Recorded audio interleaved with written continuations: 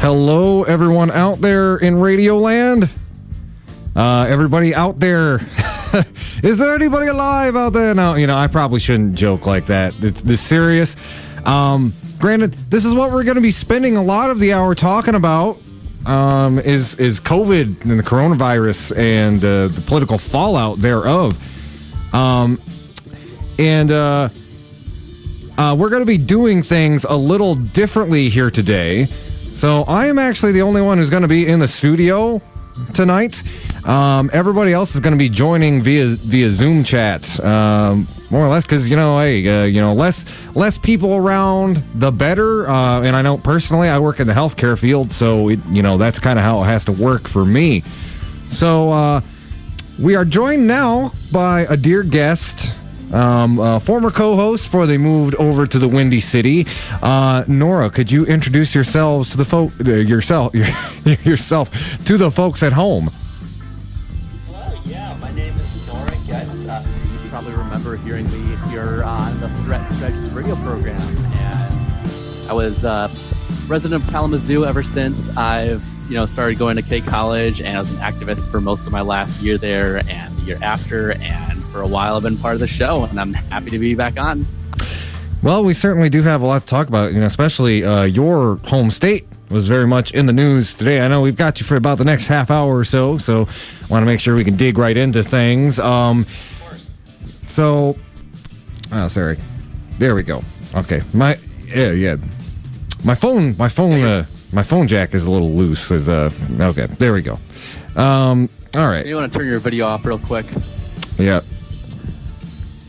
All right. So, as many of you know, I have moved to Chicago not too long ago, and I have, of course, registered to vote there. Made sure to do that as early on as I could. But, it was last weekend was actually the first day I spent voting early.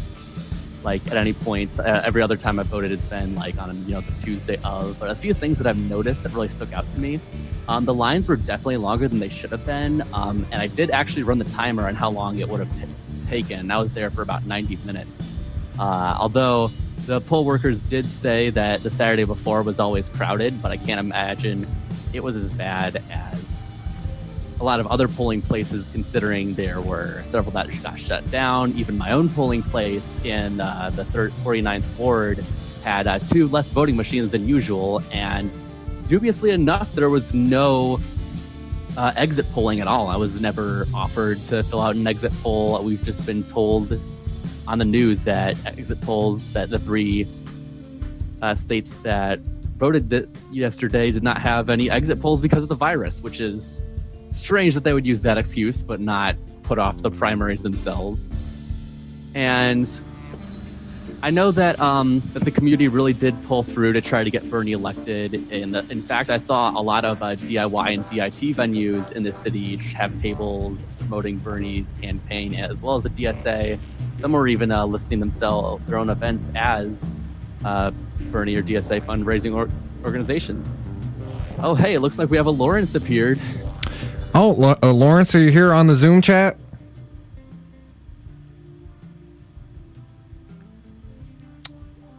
All right. Sounds like looks like he's still connecting. All right.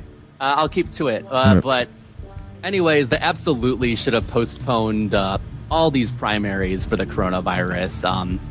That's on the governor. That's on the Democratic Party in these states. It's absolutely irresponsible to have this many people going in to get so close together when this awful virus is happening, and especially in a state where it's been so widespread. It's been really bad out here, and it was definitely a factor in keeping a lot of people that I knew personally from showing up yesterday. I will say though that even though it appears Biden took home all 3 of the states, I will say a big positive from yesterday is that we had here in Illinois, we had a progressive win in the 3rd congressional district. She's Marie Newman of Justice Democrats successfully primaried Dan Lipinski, finally got rid of that guy. He's been in for over a decade. An actual anti-choice, anti-LGBT Democrat who's called Trump a champion of immigration reform, and he will no longer be on the ballots. Oh, wait. You forgot. He's a Democrat who also voted against the Affordable Care Act. That's correct. Yes. Oh my God. He was a Democrat that hated Democrats, and he got beat. he got the hands given to him by a progressive. Look at God. Won't she do? Yeah. Also, a Wild Lawrence has appeared. I'm so sorry. Hello. Thanks for joining us. As I told all the folks listening at home, we're doing things a little bit differently today. And I do want to let you know we will be giving you just all the really important local updates in a bit. But while we've got Nora on the call, I really want to hit on a point that you brought up earlier, Nora, and to be honest, I didn't even look at the results from yesterday because, frankly, I was just so infuriated about they're having primaries during a pandemic. They are having primaries during a pandemic. Oh my! And I just need to hit home with everybody just how irresponsible this is. You had Joe Biden and his surrogates telling people to go out to vote. Now, I want to ask y'all, what has been the main age group that has been carrying Joe Biden into ascendancy in this primary? It is people 50 and older. Now, I ask you, what is his support base? People 50 and older. Who is susceptible to the virus? That ain't a Venn diagram. That's just a circle. And I got to tell y'all, it's like, I'm a healthcare worker, and I'm really just working through this.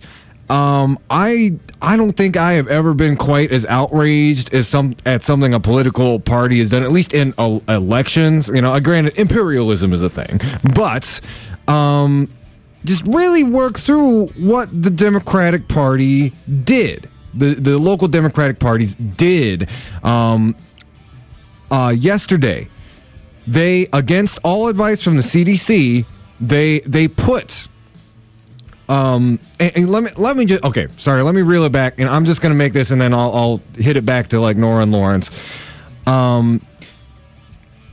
Everything that we were enraged about with 2016, the kind of the rigged election, the how everything was tilted in the favor of Hillary Clinton, all of that pales in comparison to what happened yesterday. I want y'all to really understand this. The Democratic Party was willing to send some of the most vulnerable people in America to the polls, encourage them to do so in order to solidify the position of their chosen candidate. And you can say whatever the heck you want about Hillary Clinton or what she did in 2016, but she never exposed anybody to a deadly virus in order to get people to vote for her. I was like telling somebody earlier, like, me and Lawrence, we were talking about this, in the last election, I did vote third party. I voted for Mimi Saltizik. This time I was thinking, it's like, you know what? I'm just going to hold my nose and vote Biden. I think this election's really just about deciding who you'd prefer to revolt against. But I don't know if I can. And again, there's going to be a long time between now and November, but that is just going to be stuck in my head that the Democratic Party, in a move that I can only describe as sociopathic, decided to continue with their primaries while putting millions of Americans at risk. And you're absolutely right about that. I mean, even before, Joe Biden, Tom Perez, and all of them would have continued to encourage people to go out and vote even during a virus. It's like I was starting to think that Joe Biden was even worse than Hillary Clinton, and I didn't even vote for their party last time around. It's looking like what I'm going to do this year.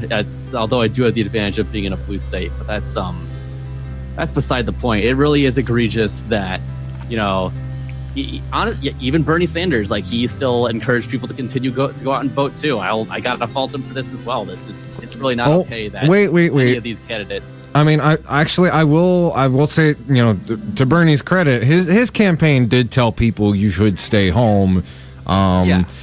and was pushing for a delay in the primaries too. There's actually a pretty good interview with it was like Ro Khanna was on Democracy Now! Earlier, really trying to be sensible, but also I really think it's just missing the sense of outrage. I don't people need to understand what they just did. Like, this is awful. Like, Tom Perez should go to prison because he was actually pressuring states that they need to continue their primaries on schedule despite the outbreak. Otherwise, they're gonna. He's threatening to punish people with it was a delegate penalty. Away the state's delegates, yeah, for as much as 50%. I actually want to add. I also want to add to that. Look at the person that they were. This was trying to help and encourage, and people were encouraged to help. I mean, this was going to help. You have Joe Biden, someone who went on the debate stage and said, "Yeah, patients should not have to pay for testing, should not have to pay for the treatment and things of that nature." Yet he still wants to keep a system in place where if you have asthma, cancer, HIV, diabetes, and you go medically bankrupt or you cannot pay for your medicine, he's okay with you dying. Because he's cool with people who are in quarantine or people who have corona to be healed. But if you have other debilitating or chronic illnesses that is not tied to coronavirus, well, you're just SOL. And that's who they were defending when they were saying go vote. I find that even more disgusting because who does that benefit outside of Joe Biden? That also benefits the insurance companies who also make more money by denying Americans coverage. So it was a compound of just failure from people who is supposed to be representing the left-wing issue, in my opinion. It was a multitude of just failure. So, Nora, while we still gotcha. So, you live in Chicago. I know you said you voted early. Have you talked to any of your fellow Chicagoans or, I guess more of a question what was election day like? Especially compared to the lead up where everybody's been asked to kind of self, social distancing, self quarantine. What was it like to be in Chicago on election day? Well, I was working from home most of the day. A lot of the office, I'm lucky I have one of those many office jobs in the city that do allow you to work from home. So for me, it was just kind of one of the new normal for me, working from home, filling out my IT tickets, whatever. And then I had to go, I got a Target gift card, so I had to run to Target to get as much supply as I could. I honestly wasn't even thinking about the election for most of the day. I was more concerned, at least immediately, about a lot of the panic that's been going on about the virus, But I have noticed that people have definitely been out and about a lot less.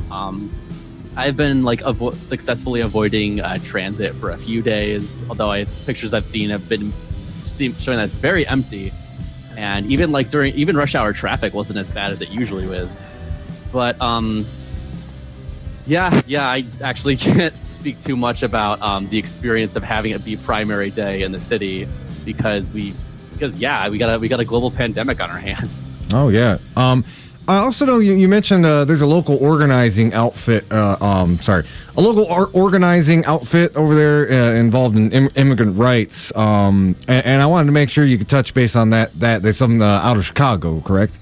Yes, absolutely. Before I do, I just want to kind of wrap up discussions on the primary out here. Oh, of course. A little bit more good news and bad news. Good news.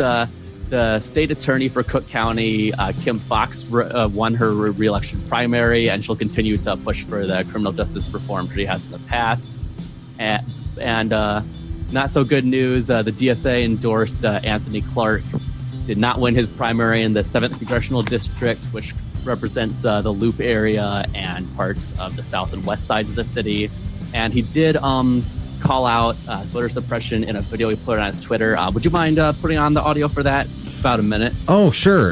Is that, let's see, that's in the group chat? Where's that up at? Yes, and I'll send you another short Twitter video also about voter suppression in the South Side. Yeah, please do. Actually, yeah, if you could just go ahead and send me that in the group chat right now, I can go ahead and fire that up. Yeah, I would like people to know, just like, this has been, not only was the, and it's hard to separate it too, because in all 3 states that voted yesterday, we talk a lot about voter suppression, and particularly how it kind of happened. It has been happening in this cycle and 2016. This has been like a 1-2 punch, though, because not only are polling places just closing, it's also there's a lot of polling places closing because, like, literally a lot of election staff are on the older side. A lot of them didn't show up because they were in that vulnerable group. You literally did not have personnel available to staff polling locations. A lot of polling locations were moved for vulnerable areas. So you had it was a perfect storm of, like, obviously there's going to be low voter turnout because who wants to, get the virus? And two, on the actual day of voting, there's most people with common sense are like, why don't you just delay it? And many places didn't even have the personnel to run polling places properly. I'm going to go ahead and play this clip that Nora just sent me. So this is Deborah Collins. She was at the Thurgood Marshall Library. This is a predominantly black part of Chicago. So I'm going to go ahead and play this clip. 76th and Racine, if anyone's familiar with the map.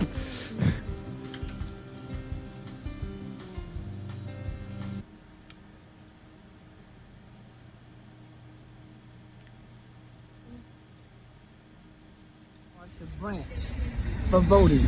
There are senior citizens sitting in there. They've been there 2 to 3 hours waiting. There are too many people smashed together in there. It's too close in there. They're talking about all of this. What's wrong? It's taking too long. And I mean, I've been standing out here an hour myself. Too many people in there. None of the senior citizens are being waited on. They're just sitting there and waiting. And a lot of people are leaving. They're not voting because they're having to wait so long. So they're leaving this poll. What is the matter?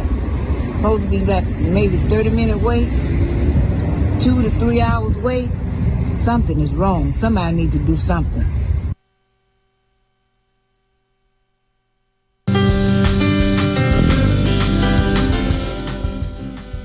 So yeah, like, basically what you just heard there was a perfect storm of everything that, like, the storm of, like, typical voter suppression on top of it there being a pandemic. She mentioned, like, people, and we talked about this on the show too. A lot of it is like, if you have to wait in line that long, many people just walk away because they don't have that kind of time. Plus, like, it completely goes against any of the CDC's recommendations to have people packed in that closely. Again, there's like there's the whole 6 feet rule that they're trying to push on everyone. It's atrocious. I'm literally thinking as, like, healthcare workers, like, I wonder how many of those people got exposed. Not just at that site, but a lot of comparable sites, both in Chicago, in Illinois, and Arizona and Florida as well. Something that should be mentioned about Florida is they are a real hotbed. They have I can't remember the exact number, but it's a few thousand cases of coronavirus. I can't imagine in any dimension how, having an open election day in that state is going to do anything but exacerbate the problem and make that many more people exposed.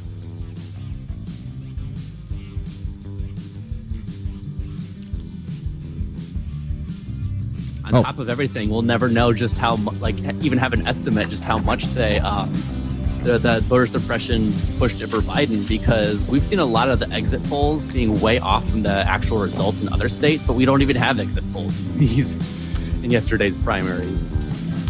I think the sad thing is that it also could have helped Biden if they would have postponed the election, because I think more people would have came out and vote. And older voters would have came out and voted. So I think that the thing that makes it frustrating for me is that, can we, in any way, shape, or form, like can we all agree that if Bernie was leading in the primary that they probably would have postponed the election. I think that if Bernie was leading, they wouldn't have encouraged people to go out and potentially get sick. I mean, I don't want to sound that cynical, but I mean, the DNC is cynical for us. I mean, they pushed through this primary, and the days leading up to the primaries, I think since the debates, Biden's polling lead was cut in half, from where Bernie and him were at. So like, it was to his advantage.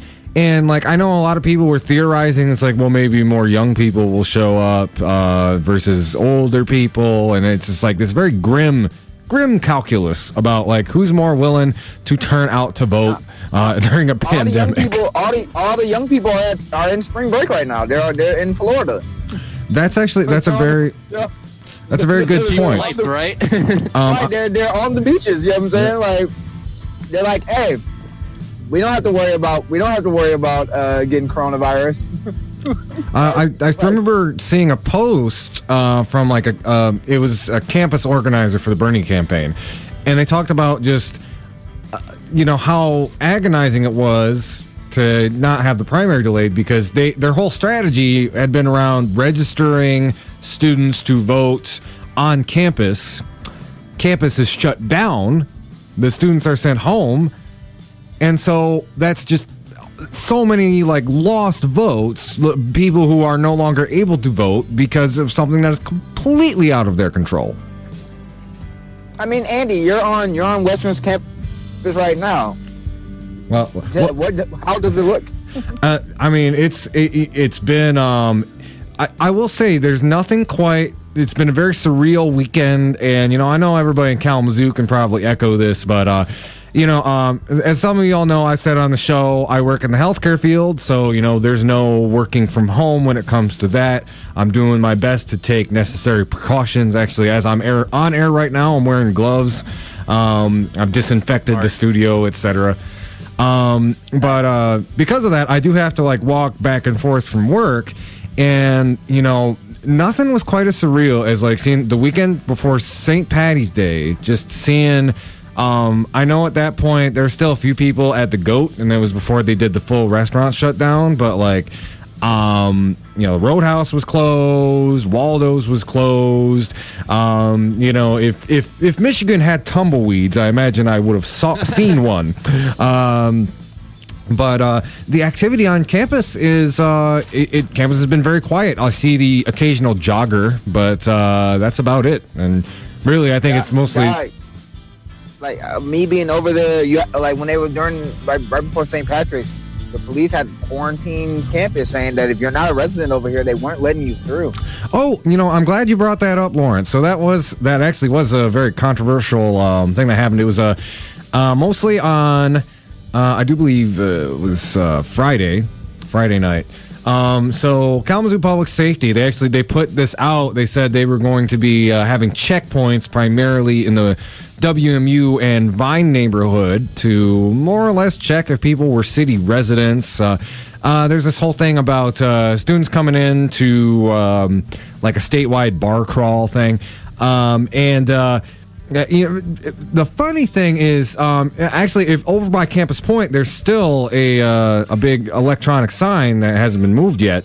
But I only saw police deployed on that first day. I think there was some public pushback to that because not only were there a lot of complaints, I heard a few stories relayed through my own social networks about there was somebody with a Western ID didn't have like their ID updated and ended up getting into a very kind of argumentative situation with the police about being able to go back to their own home. And also there was some confusion, we heard that they were only supposed to be basically checking for people who weren't city residents, and from what I heard, they were still if you didn't live in this particular area or your ID didn't show that, they were still trying to keep you from getting back to your house. Let's just a couple things there. Let's get real. This crisis is going to be lasting about 8 to 12 weeks, and I could imagine, there's going to be things we haven't quite seen before. National Guard, trucks and stuff like in the neighborhoods, etc. But it was. Go ahead, Nora. In a really messed up way, it's a possible preview of what's to come, and I don't like that, but I understand why it's happening on some level. Yeah, it really does bring up some interesting issues around like, and I feel like, the biggest issue I had with that, and granted, like I do not like police telling anybody, where they can and cannot go at all. But even just having like a 24-hour warning, like they literally set up and then they didn't even tell anyone about what was going on until later. Like first time I saw that police checkpoint was when I was on the bus on the way to work. I work near campus, so. I was on my way back to a friend's house where my asthma medicine was at, and they said, if you're not a resident, we're not letting you through. And I went around and told them, no, I'm going to my partner's house. My medicine's over there. I need to go grab it. And then they let me through. Like, they were like, even though I'm a resident of Kalamazoo, I live in Kalamazoo. If you did not live on or near campus or around campus, they was not letting you through. Yeah, exactly. So, another like this is turning into the division, man. Oh man, yeah. Oof. That's a game. This ain't no video game, man. Oh man. Yeah. This is turning into a division, bro. Mm-hmm. All right. I gotta go like real soon. I'm gonna be late to an appointment, but there's one more story I want to go over before I take off, and it's one that's happening right in my own neighborhood here in Chicago. And what's essentially happening is this nonprofit organization called the Heartland Alliance is under fire for detaining immigrant children. And it's at first, like, I've heard about this for a while ago, but I couldn't find a lot of specific articles about it. And I had a hard time believing it because I know that the Heartland Alliance has also provided helpful resources to immigrant families, as well as people dealing with housing insecurity. And I know a lot of people personally that have been helped by these organizations. But I'm just going to read the article from Rampant Mag that came out just today. So for context, they consider that that this nonprofit is still going out of its way to detain immigrant children. In an immigrant system cut from the same fabric as the U.S. prison industrial complex, what does that look like? So-called child care for mild youth look like? In Chicago, it means the child detention centers are rebranded as quote-unquote shelters run by the nonprofit conglomerate Heartland Alliance. Heartland currently has 5 detention centers across Chicago, located in Beverly, Englewood, Bronzeville, and 2 in Rogers Park, where I live. These centers are nondescript, as if Heartland wanted to keep them a shameful secret hidden in plain sight. Often neighbors are not aware that these centers are located in their communities. Heartland Human Care Services, the branch of Heartland Alliance that operates these detention centers, claim to run a, quote, humanitarian model of shelters, unquote, and offers a detailed comparison of how their version of incarcerating children is much cozier than the detention centers at the border. Yeah. I just said that sentence out loud. Yeah. Oh. Say that one more time for people in the back who may not have caught that. Just one more time. From the article, Heartland Human Care Services, the branch of Heartland Alliance that operates these detention centers, claims to run a, quote, humanitarian model of shelters and offers a detailed comparison to how their version of incarcerating children is much cozier than the detention centers at the border. Oh man, so luxury prisons, hey. Great, yeah, wow. I know, right? We've upgraded you to first class. No, God. Yeah. My cages have LEDs on them. Like my cages come with Snapple. Like is that what they're saying? Like, hey, I'm imprisoning, I'm snatching children away from their parents, but at least they have a PlayStation 2. Like, is that what we're that was a real thing. I'm not saying a lot of the specifics of that in the article. like. Like, that's literally what it sounds like. Like, yo.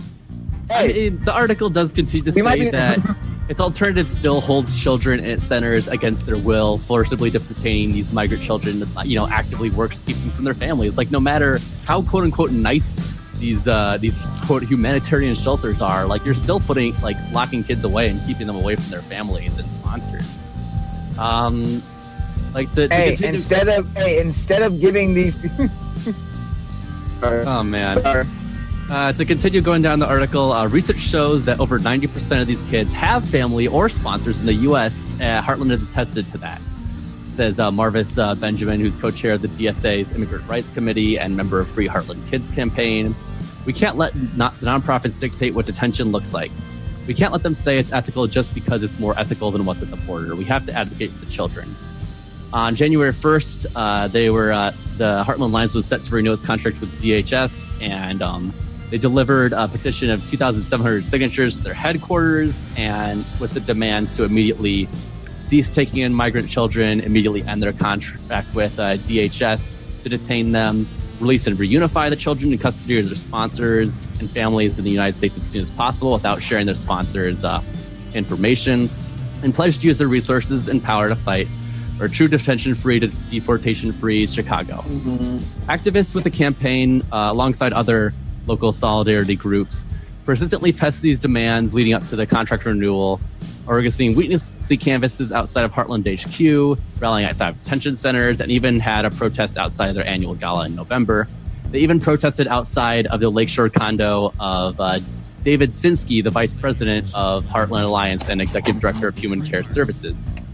Heartland Alliance has defensively acknowledged the protest, and Sinsky himself even sat down with the FHK organizers of May last year to discuss the detention centers.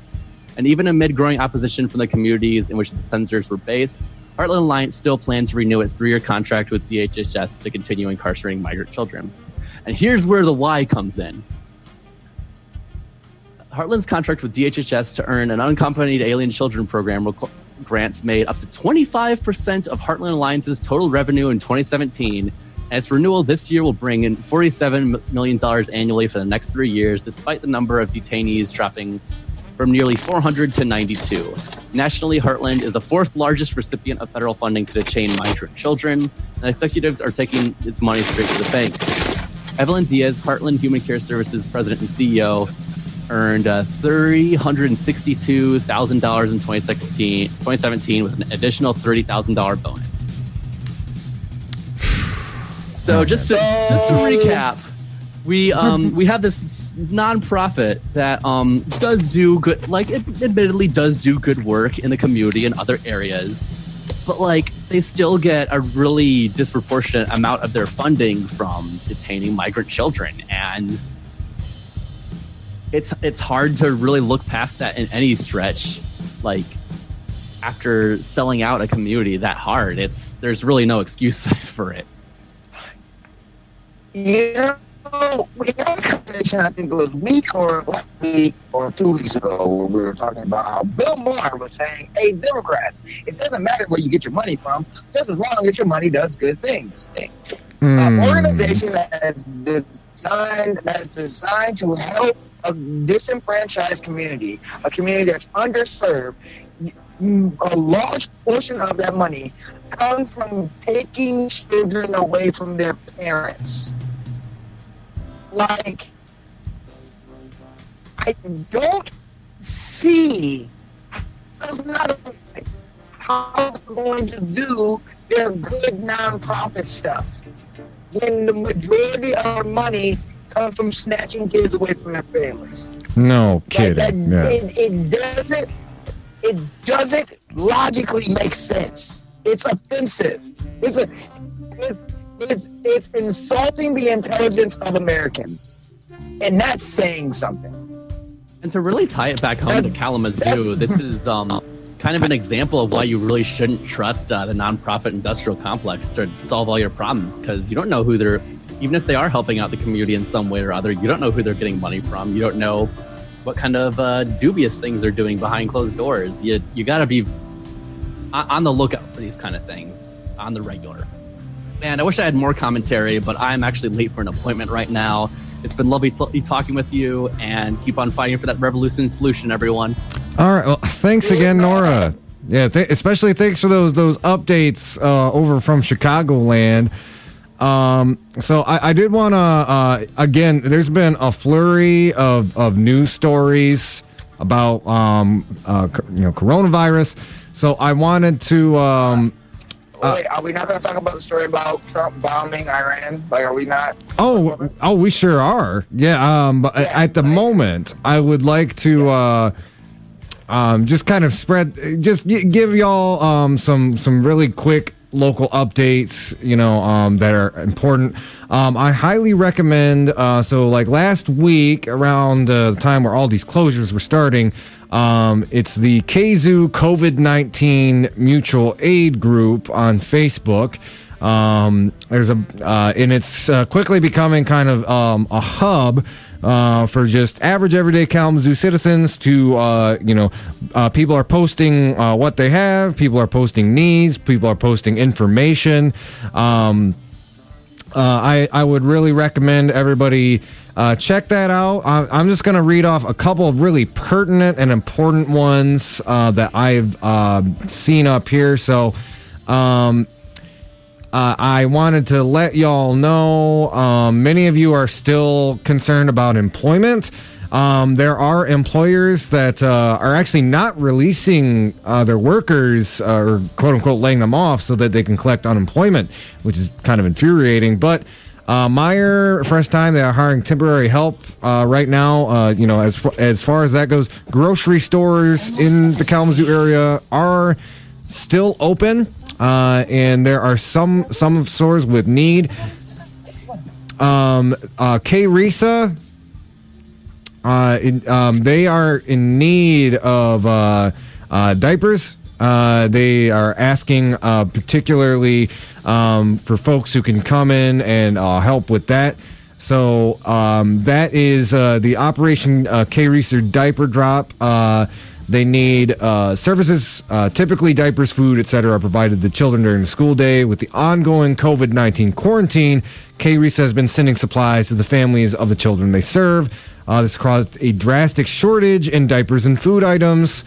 To minimize exposure, we recommend you donate in one of three ways. Donate directly to STOP on Facebook, and we will purchase the diapers and get them delivered. Please designate in the donation as Diaper Drop. Number 2, order the diapers on Amazon and have them delivered, the address below. Or 3, drop off at the below address in person, but please leave them at the door and do not have any direct contact with anyone. And that's Operation K-Risa Diaper Drop, 4606 Croydon Avenue, door number 4, Kalamazoo, Michigan, 49006. I wanted to talk a little bit about, let's see here. So there's some really cool things that some local restaurants are doing to step up. I wanted to give a shout out to Shawarma King over on Drake Road. They are going to be selling out of stock items for cheaper than you find at the local grocery store. They're offering the following: whole chicken, chicken breast, tomatoes, cucumber, cauliflower, eggplant, carrots, parsley, Spanish onions, and celery, and of course pita bread. We want to make a big kind of tip of the hat. Kalamazoo Public Schools are doing food deliveries to students. There are some Kalamazoo Public Schools employees who have stepped up to go ahead and do that. I did want to mention, so I was at the City Commission meeting on Monday night. And what I found out there, so I will let you know there is a little bit of good news going on. So good news, bad news, and maybe Lawrence, maybe you can join this conversation too. I'm going to read a little bit from this article here, kind of goes over what went down. Excuse me. The city has donated, so it's about $250K, although the article at the top says $850,000 for coronavirus needs in Kalamazoo and Battle Creek. It's the United Way's disaster relief funds. They report receiving $850,000 in donations over the past 5 days, although I know the city through the Foundation for Excellence donated about $250,000. It was $500,000 came from the W.K. Kellogg Foundation, and $250K came from Shared Prosperity Kalamazoo. Basically, what we have heard thus far is that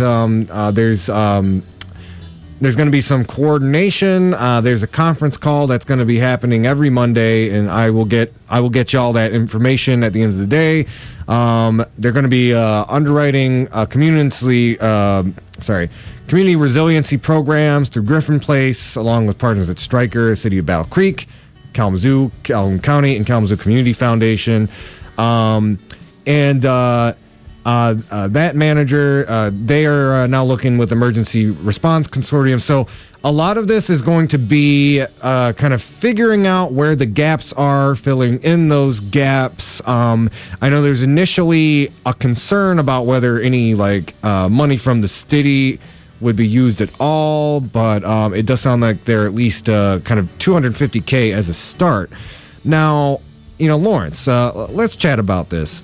So one of my concerns is, we're still, this situation is evolving every day. There's a question of how easily Michigan employees will be able to get on unemployment. There's a question of, the Trump administration is apparently going to do UBI, which we'll be talking about more in depth later in the program. But yeah, we're living in the upside down, folks. I thought I saw the Demogorgon, man. Yeah. Jeez. But, generally what I heard is that there's a willingness to get the money where it needs to go, depending on need. We are in a unique situation, and we want to make sure that, again, we've got this resource, this Foundation for Excellence. Resources need to be deployed to people who need it. And right now, I can identify a lot of gaps in my own home. I know I have a roommate who has not been laid off, but they are at a 0-hour schedule. We've got restaurant workers all over the city who've been laid off. I believe the Trump administration said those checks they were talking about aren't even going to come until April. So, Lawrence, do you think the city needs to step up with that money to make sure that workers have, not only money in their pocket, but, making sure they can get by, get groceries, etc.? I mean, we have multi-billionaires that live in the city. It would not take away from their stacks of billions to give the body public some form of UBI for the next few months, or until so first thing, I think that what the foundation and what all these other organizations are doing are good, making sure that money gets to people who are in need. So that's a good thing. Let's not look a gift horse in the mouth, you know what I'm saying, as that saying goes. Also,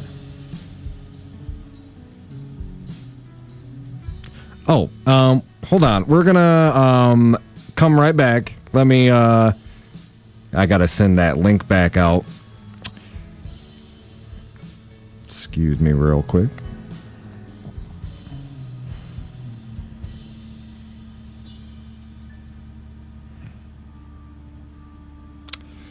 All right, I'm gonna message Lawrence here real quick.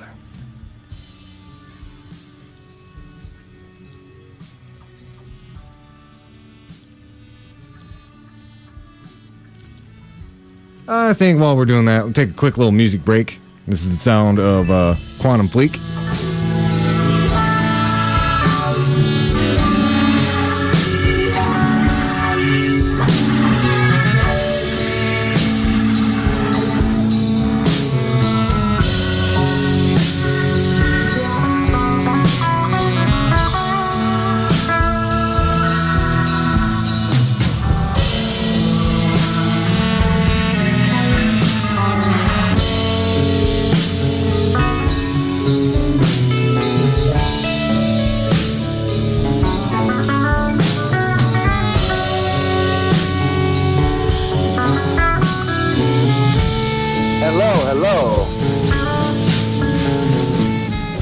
Hello. Okay. Oh, actually, you got back on air before I did. All right.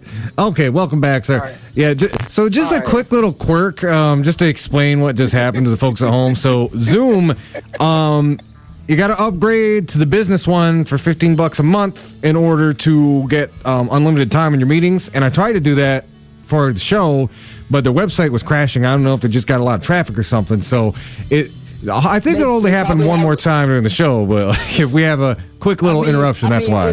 It's going to happen. They have a lot of traffic because everyone's like, yeah, we're not coming into the office because of coronavirus. Yeah. Like, even some of my favorite shows on YouTube that have multiple people in there, they're like, nah, dog, we're all going to Skype and video chat. Yeah, man. Real talk. So to answer, so what I was saying before, I think the foundation of excellence in what they're doing is good. Let's start off with that. And I think that making sure that money gets to people who are most in need is always a good thing. Let's not look to give force an amount. I also would want to see some transparency behind where this money is going, because people can say that money is going to certain organizations and it's not happening.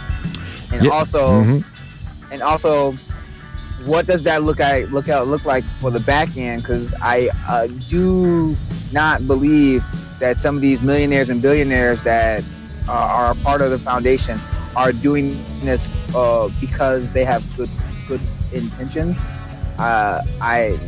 Because none of their other actions have been because of good intentions. I think they're looking at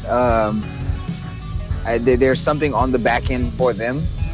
You know, in my opinion. So maybe that's just my skepticism, and maybe I think that's because of my skepticism and not just in the way that I look at things, not because I'm trying to be all conspiratorial, but well, I think that's a legit concern, Lawrence. We're looking at like what the Trump administration is doing right now.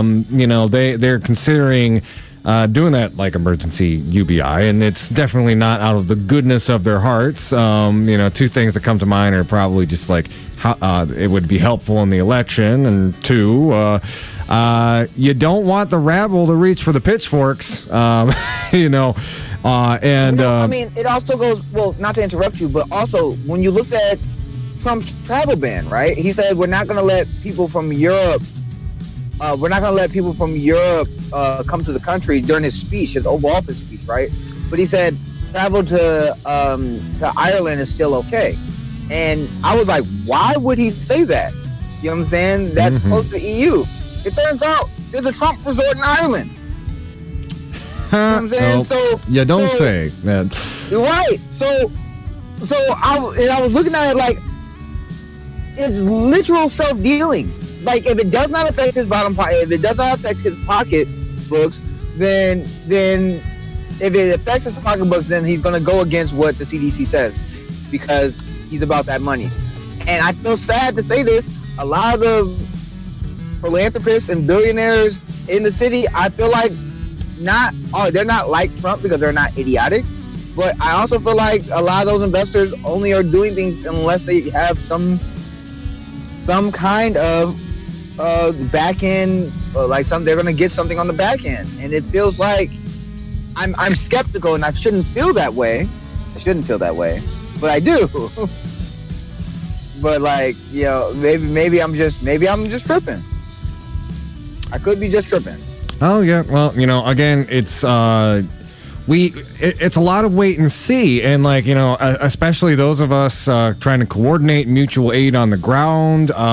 There's a lot of uncertainty. I gotta say, at the beginning of this week, I was really terrified that we were just gonna have to set up a workers' mutual aid network, and we weren't gonna get funding from anybody. And I will say I am shocked that the Trump administration is talking about trying to bail people out. Where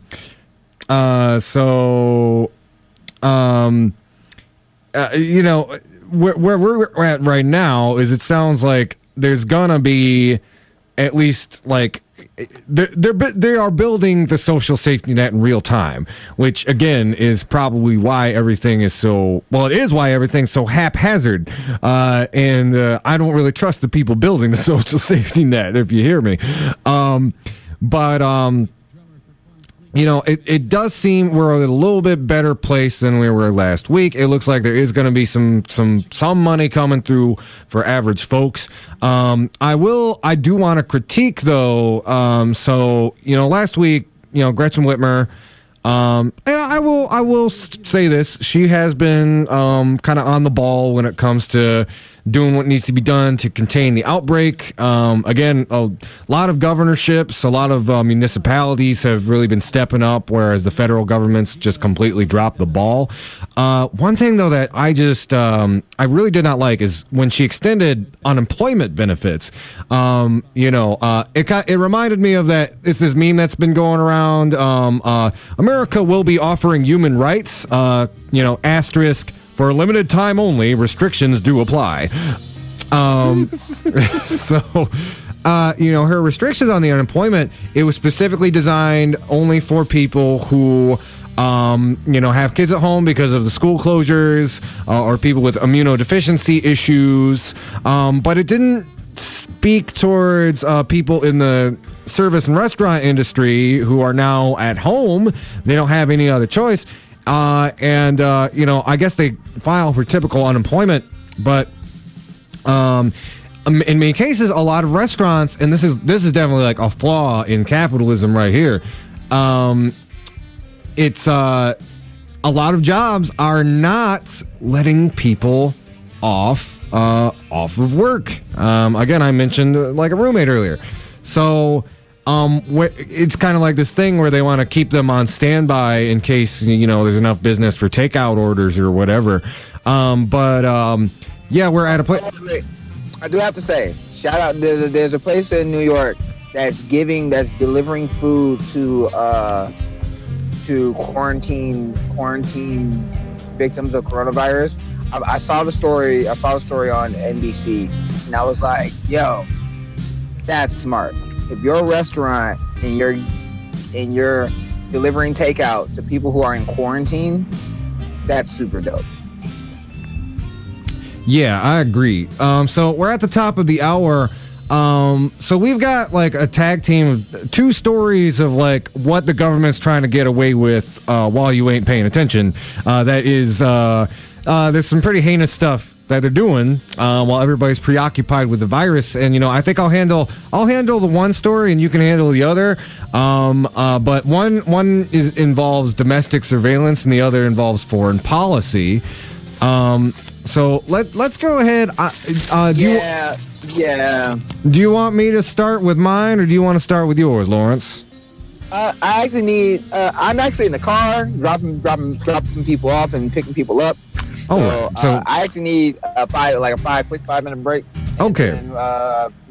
So y'all don't have to hear my very loud car. All right. So yeah, I think I'll go ahead. I'm going to read off. Excuse me. So this is an article about how the Senate leadership is trying to push through some dangerous surveillance bill while everybody's focused on the coronavirus. And I'm just going to go ahead and read from this article. This is on Common Dreams. It was published Monday, March 16th, 2020. So I'm going to go ahead and read this. On Monday evening, Senate Majority Leader Mitch McConnell plans to push through a vote on the USA Freedom Reauthorization Act of 2020, legislation that would reauthorize abusive government spying powers that expired yesterday, Sunday, March 15th. The act passed the House late last week, but with insignificant bipartisan opposition from civil liberties champions in Congress and from leading privacy, racial justice, and constitutional rights groups, including my free group, Free Press Association. Now, this is referring to the author of the article, Sandra Fulton. If signed by President Trump, the bill would reauthorize Section 215 powers Congress established under the USA Patriot Act in 2001. Section 215 is the provision national security agencies cited in the past to support their unwarranted collection of phone records of hundreds of millions of innocent people in the United States. In the House, a bipartisan group of representatives called for meaningful reforms to federal spying powers, including Section 215. Democrats and Republicans who voted against the bill, and even some who voted for it, joined together to say that this legislation didn't do enough to protect everyone's privacy rights. Yet in the Senate, Majority Leader McConnell has prevented Senators Steve Daines, Republican from Montana, Patrick Leahy, Democrat from Vermont, Mike Lee, a Republican from Utah, and Ron Wyden, a Democrat from Oregon, and others from offering any amendments that would protect the privacy rights of Americans. Opposition to the legislation is gaining momentum, which is why McConnell is pushing so aggressively for a vote today while so much of the nation is focused on the coronavirus crisis. And while the bill makes some minor reforms, they are insufficient. The USA Freedom Reauthorization Act fails to put in place stronger reforms favored by privacy, racial justice, and civil liberty advocates, most of whom support an alternative bill, the Safeguarding Americans Private Records Act, introduced earlier this year with bipartisan support. Where reforms are incorporated into the Reauthorization Act, they are primarily half measures that leave huge loopholes that can be easily exploited by spying agencies. The bill includes symbolic provisions specifically tailored to address issues raised by the surveillance of Trump aide Carter Page, but it bizarrely fails to extend those protections to everyone else living in America. And while the bill prevents the government from collecting location information without a warrant, it leaves other highly sensitive information, like internet browsing and search history, vulnerable to invasive government spying without a warrant. When the bill arrived on the Senate floor last Thursday, opponents asked to offer and debate privacy-protecting amendments. But McConnell is blocking any amendments or alternative bills. We saw similar efforts to silence dissent and debate when the House Judiciary Committee canceled a markup of the bill and rushed it through a floor vote after Representatives Zoe Lofgren and Pramila Jayapal tried to offer pro-privacy amendments. If McConnell's push through the Senate succeeds, it would renew the government's power to warrantlessly acquire billions of data points on every person in the United States. These are terrifying powers to hand over to President Trump, considering his record of surveilling and abusing marginalized communities. But as we've seen, even some of the president's supporters have complained that these overbroad powers were used against the Trump campaign, too. If you remember the whole hubbubaloo about phone tapping of Trump campaign staff. So, anyway, Congress has had almost 5 years to prepare this debate, yet once again, leadership attempted instead to rush something through, this time in the middle of a national health emergency. The Patriot... Wait. Just hold on. You're telling me that the same organizations that they were talking about, saying that they don't trust, that were spying on, that they said was spying on Trump, that President Obama was using to spy on Trump, right? And that these same organizations that they did not trust when they said that Russia was interfering with our elections, right? Mm-hmm. That these same organizations are now spying on American people. Yes, they're trying to, yeah. And what's ironic about this, too, is let's all remember how the Patriot Act passed in the first place. Everybody was so panicked and terrorized and distracted by the 9/11 attacks that nobody really took a close look at what the implications of the Patriot Act would be. I believe was it Barbara Lee was the only one who voted it down, or am I thinking about the authorization for the Afghanistan war? You're thinking about the authorization. You're talking about the war in Afghanistan. Okay. Barbara Lee was the only one that voted against the war in Afghanistan. Yeah, but again, it was a very slim minority who voted against the Patriot Act. Well, when we talk about the Patriot Act, who voted for the Patriot Act? Joe Biden. Who didn't vote for the Patriot Act? Bernie Sanders. Hey. Like when you talk about the Patriot Act, the thing that said, hey, your Fourth Amendment rights that you're supposed to have? Yeah, we're taking all that. Mm-hmm. Like, hey, remember how we shouldn't, the whole thing about no illegal search and seizure, or how we can't use the citizen? Yeah, we're taking all that. Yeah. Mm-hmm. Oh, you remember that privacy that you thought that you had? Remember how we all thought that you had a right to keep something to yourself? Right. Nah, doc. We need all that information. Yeah. like the government came up to you like a rapper and was like a battle rapper and said bigger 9. Like, you know what I'm saying? Like, yeah. It's not the thing that makes it asinine is that we are supposed to, they were using this authorization to fearmonger because Muslims were, because our foreign policy towards other countries and the way that we hurt them, and we were surprised that we were not going to be attacked back. And then and the thing is, it's not like we act as if our foreign policy does not hurt or disenfranchise other communities, and then to protect ourselves, we then go after marginalized communities. Not to mention, when it comes to domestic terrorism, the people who overwhelm the more domestic terrorism has been done by white men with guns in this country than minorities since 9/11. That's not me saying that. That's the FBI saying that. Yep. You know what I'm saying? The FBI, like I sat and talked to Daryl Johnson, the dude who wrote the article. Like, he was the one that wrote the memo. Like, if we're going to be serious about, like, if we're going to implement things like the Patriot Act and things of that nature, right?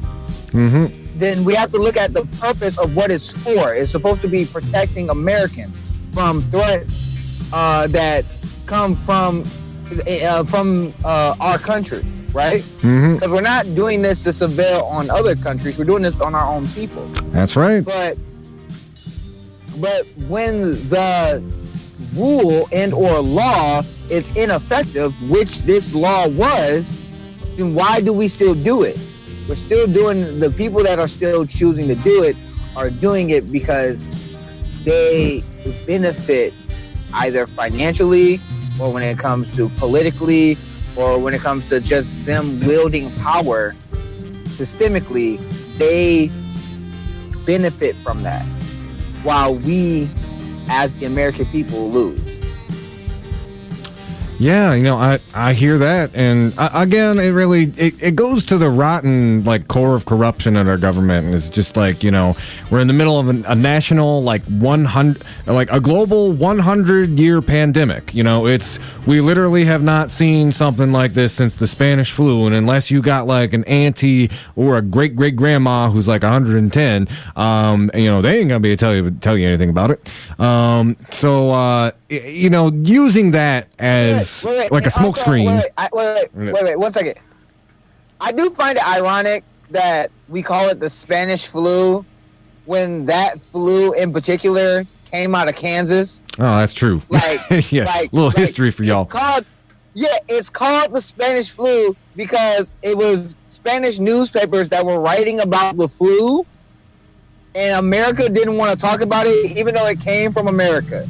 Like that's the thing that I. So you're saying back then the American government didn't want to take the pandemic seriously? Yeah, it's kind of ironic that we don't take responsibility for things, just like how our current president said, "I don't take responsibility for that. Nope, it's not that wasn't me. Nope, it wasn't me." But they got you on camera. It wasn't me. Like, yeah, I would say like this whole century thus far has just been like a gritty, flashy, like action movie style reboot of like the 21st century's greatest hits. It was this Escape from New York. No, we got Escape from LA. It's pretty much. Yeah. Snake Plissken. just do what we did last time, but make it a little bit more ridiculous. Like, you know, instead of Nixon, let's have a ridiculous reality TV show star. Oh my God. Oh man. It's Plissken. Yeah. Mm-hmm. Snake. I often refer to like the Trump administration as like gonzo, like Biff Tannen style fascism. Like the alternate 1985 from Back to the Future is basically what we're living right now. But it's the one where Marty had sex with his mom. No, I saw that. Wow. Yeah. Wow. That's the parallel reality we're living in. Oh man. We're living in Simpsons, dog. The Simpsons predicted this. They did. Dog. That's we're true. living in the Simpsons. Yep. We're living in Idiocracy and Simpsons, all mashed into one. All right. Are you still on the road, or would you like me to read this other article about what's going on with the Middle East? Read the article, and I'm gonna chime in. Like, I'm still on the road. Like, I'm. For those that want to know what's going on with me, I'm in the car. I got it's me and my baby. I'm taking care of my baby right now. Oh yeah. Good on you. I'll remind everybody during these times that, again, this could last for the next 8 to 12 weeks. It's really just going to depend on a lot of mutual aid to our friends and family and people in the community. Like, if you got a car, there's people who need grocery delivery. If you got a resource to offer, some not tell folks, like, I have a steady job. I cannot be a healthcare worker from home. So, I've got steady employment. A lot of my friends work in the service industry do not. If you are in a position where you got some disposable income and your friend's income has been disposed of, share that money. Hey, we're all in need right here. And but I'm gonna go ahead and read this. Oh, I'm sorry. What was that, Lawrence? No, go ahead and do your thing. I'm going to comment. I'm gonna do what I normally do. We're gonna read the story, and then we gonna break it down for folks. All right. So this is also another article from Common Dreams. This was published on Friday, March 13th. As coronavirus pandemic sweeps the globe, Trump authorizes new bombing campaign in the Middle East. Yeah, there's always time for war, apparently. And I don't know if this article is going to directly reference it, but they are also while the pandemic is going on. And again, this is a separate story, but U.S. has decided to tighten sanctions in Iran, which is just it's cruel. It's just awful and cruel, man. It does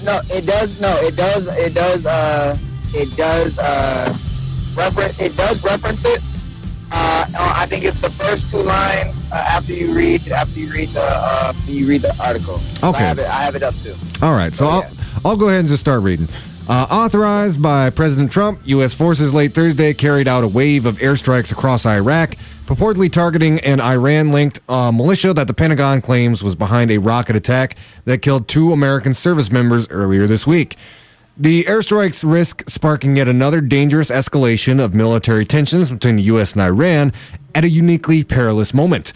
Both nations are struggling to contain and combat the novel coronavirus, with Iran hit particularly hard by the pandemic as it works to muster adequate medical resources while in the vice grip of Trump administration sanctions.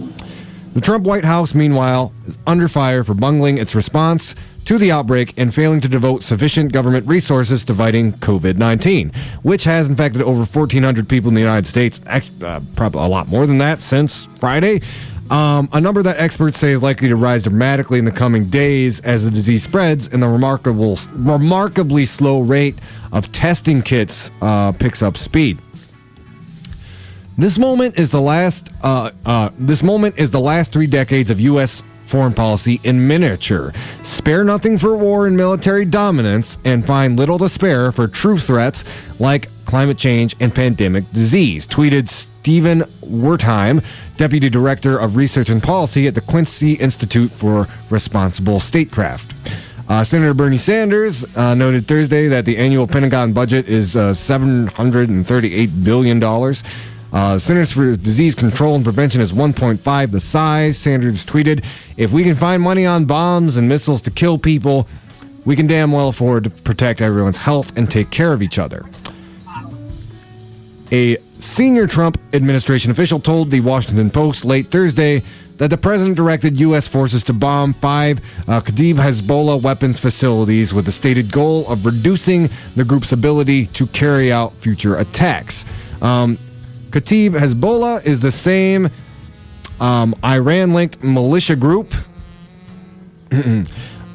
that the Trump administration blamed, falsely according to Iraqi officials, for a rocket attack last December that the White House used as justification to assassinate Iranian General Qasem Soleimani with a drone strike in Baghdad, a move that nearly sparked an all-out war. Is it, such quainter times, Lawrence, at the beginning of this year when we all thought we would die in World War III instead of a global pandemic. Those were the days. No. Yeah, we thought after Trump killed Soleimani that we were gonna go to World War III. We was about to have a real problem. That's how it was about to go down. Now, and this is the thing that makes it upsetting to me. That almost makes me say, you know what, I'm gonna hold my nose during this election, but at the same time, I'm like, he's pushing through the neocon agenda. So we just attacked Iran again while we have crippling sanctions on them. And the only person that didn't want to put the crippling sanctions on them is Bernie Sanders, because it seemed cruel and unnecessary. On top of the fact that look at how they're responding to the pandemic. They have mass graves in Iran because they weren't able to prepare properly for what was to come. The thing that makes it absolutely cruel and unsavory, in my opinion, is that while we cut money to the CDC, we cut money to Health and Human Services, we cut money to SNAP, we cut money to food assistance. This administration has literally cut money to housing as well, to housing people who need that assistance. Yet we are still dropping more bombs overseas in a country that didn't attack us. I mean, yeah, that's what I'm saying. I'm like, am I missing something? Like, at the same time that we are, again, using all this money to bomb these targets in the Middle East, we don't have enough testing kits to go around.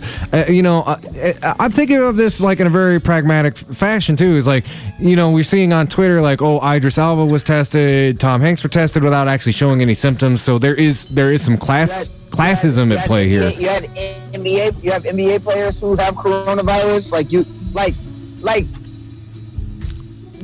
South Korea has tested more people than we have. And South Korea and Italy, all these other places that have a universal healthcare system, they've tested more people than we have. And they've been like Singapore, Taiwan, their numbers are decreasing because they prepare properly for it. Mm-hmm. We're going to look like Northern Italy. Yeah, and worse than that, because their healthcare system is a bit better than ours. I don't know if anybody's read any of those stories, but a lot of those doctors are going into the facilities like, hey, they're literally being those death panels that Republicans were talking about. Yeah, I'm going to tell y'all, if you are not taking this virus seriously or you think like it's being exaggerated, read about what's going on in Italy. As the song goes, yes, in fact, it's going down for real. But to bring it back to this conversation, who is this? What? Like, why are we bombing? Why are we bombing folks? Like, I would like one reporter to ask, in the midst of a global pandemic, what is the use of us still bombing a country that did not attack us? I just want one reporter to ask the Trump administration, what is that purpose? What is it? The money that we are using to drop bombs in Iran, would that money been better served getting more testing kits? Just one reporter. Yes. One. Oh. One. I want to like give a real personal example too. So like I was thinking about this again. I mentioned I'm a healthcare worker, And I was thinking, it's like, we're at the front lines of this. It would probably make sense to have prioritize us for testing because, I literally can't quarantine myself outside my house. I got to go to work and take care of my folks. Dog, my ex is a nurse. Mm-hmm. My ex is a nurse that's in my ex who's still my homie, like that's still my fam, like one of my best friends, my homie Tierra. They are nurse in Port Huron. You know what I'm saying? They're at a old folks facility. They're at an old folks home. You know what I'm saying? Mm-hmm. So like, they're around people who are literally the most vulnerable for this disease. Yes, exactly. And something happened to me last week. I was calling up, so I just called up urgent care to figure out, because my throat, I get spring allergies. My throat was kind of sore, a little runny nose, a little tired. And I feel like this every year, but with this going on, I'm like, oh, crap.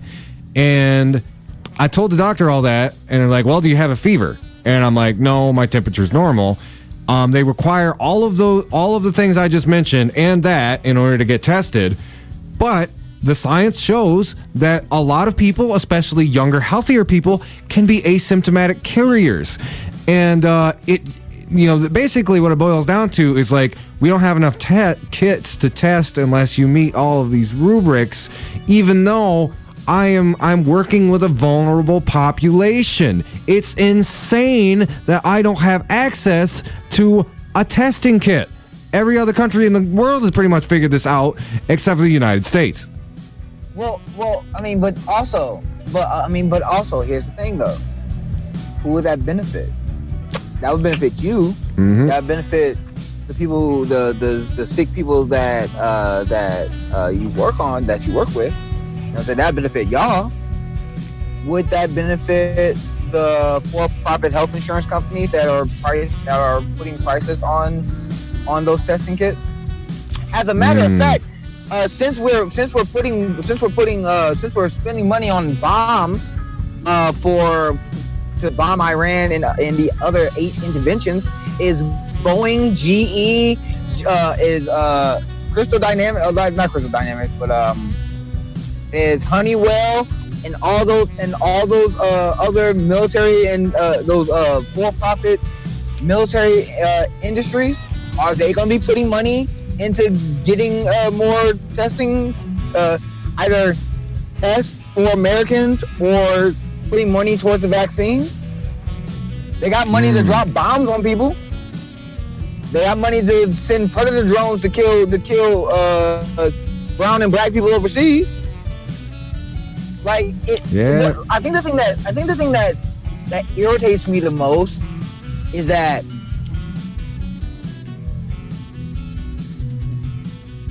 I'm connecting this to everything. People went out and went to go voted. People went out and went and voted this past Tuesday. They went and voted for a person who was okay with the war in Iraq and the war in Afghanistan. And those were proxy wars that the war hawks wanted to go into, because we know this because the general literally said it back in 2005. That was those were some of the 7 countries that they wanted, that we were supposed to invade, right? Mm-hmm. So Biden agreed with the war hawks and neocons to go into these wars. So hopefully he also understands that.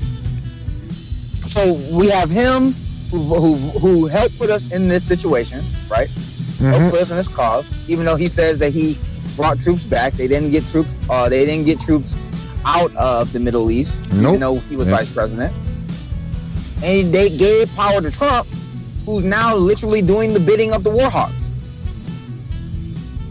Yeah, that's right. And this is another issue that I have that bothers me the most, is that are we ever going to hear just one reporter say, so instead of putting all this money into the military to bomb innocent brown and black people overseas, are we going to take any of that money out of the defense budget and put it into healthcare and covering people's insurance and testing and the vaccine. Because I think, are we going to take some of that money from the military and put it into Americans' healthcare? Because either Americans are going to die because of the coronavirus, or they're going to die because of the other medical issues that they have, like AIDS, asthma, cancer, that they can't pay for either. Yeah, Which exactly. Which one seems like a much more of a threat to Americans? Mm-hmm. The Iran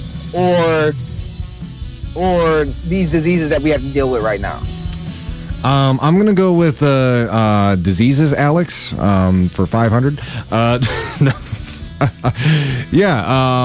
I mean, I feel like we're living in an Onion article because there was ISIS has literally told its insurgent / terrorist personnel they're putting out a travel ban to Europe because they don't want their people to get sick. It's like, that's how they're responding. It was like, oh, continue bombing. A literal terrorist group is suspending activity to protect their personnel. Real? That is for real. ISIS literally put that out on their social media. They do not want their terrorists going to Europe so that they don't get sick. ISIS put out hey, yes, we don't want our terrorists to get sick, so we're gonna put a travel ban on Europe. Like, what? Yeah. So like That is an Onion article. I swear it has to be an Onion article. It is a real thing. But I'm just like telling you, like, ISIS, the terrorist group, the jihadist terrorist group, will suspend their activities, their war-making activities during the pandemic. The United States government will not.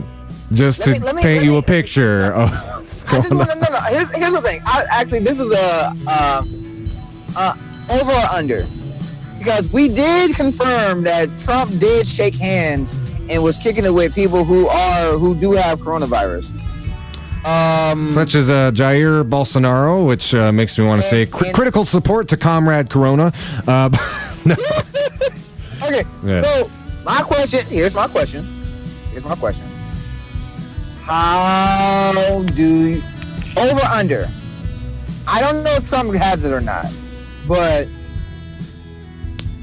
Well, he said he's been tested, and he claims that it came out negative. So, we'll see. here's the thing. Here is the thing, though.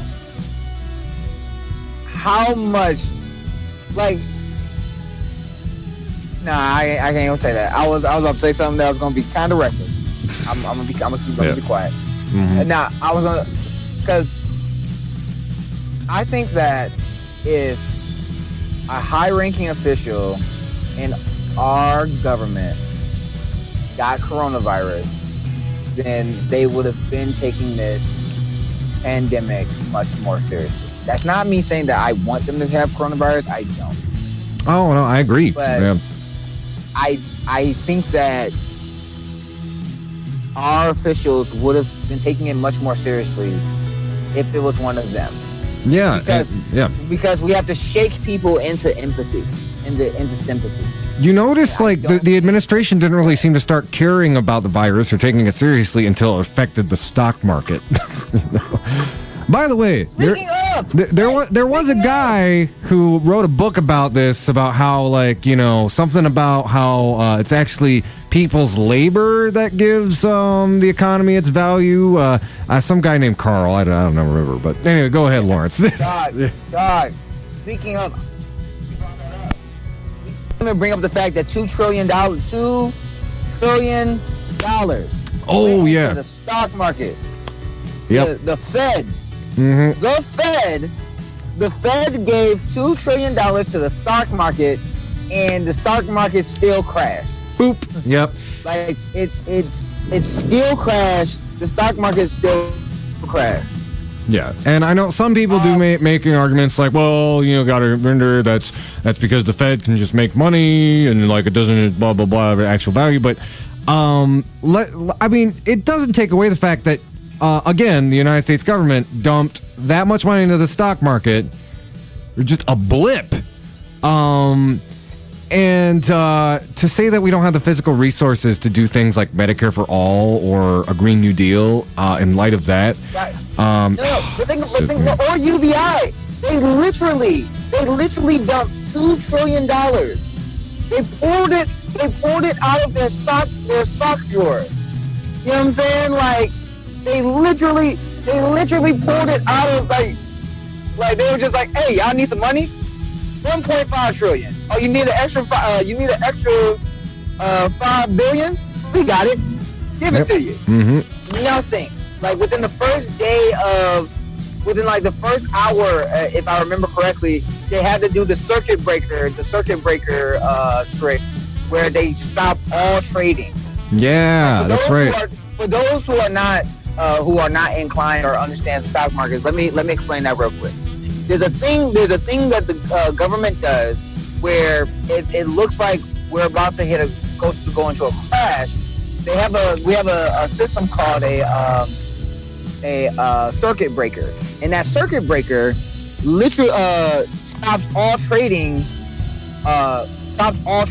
in on the New York Stock Exchange. Like it just stops all trading so that things can become level. That's literally so like when you hear Republicans say, "Hey, let the free market do its will," they're full of BS because they literally praise when the government steps in and tells them, "Y'all gotta stop trading. Y'all tripping. Y'all about to crash our economy." I hear that.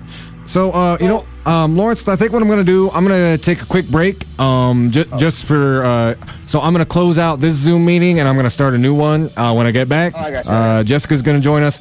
And we still got a lot to talk about. I want to pick her brain about the primary. I want to just update y'all on this whole, like, Trump UBI thing, which is just surreal as all heck. Okay, but wait.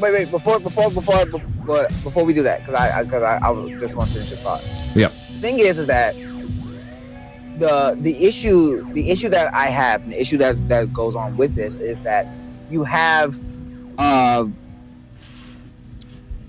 government stepping in to give financial aid and government intervention because of private companies inaction to put their money back into Americans, but for them to but they use that money for stock buybacks and other BS.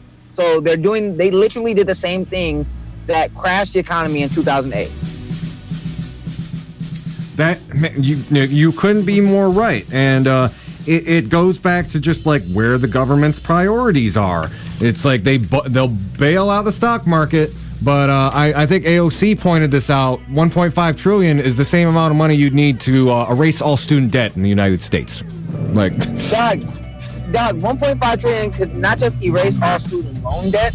1.5 trillion could give every American could send every American to have a free college and tuition.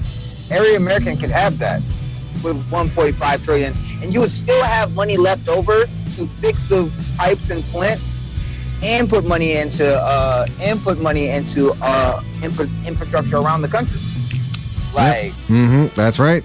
Anyway, you gotta close this out. You gotta close that out so we can start another conversation. So. Yep. So I'm just gonna take a quick break. Use the little radicals room, and then when we come back, we got a lot more to talk about. So this is the music of Quantum Fleek. We will be right back.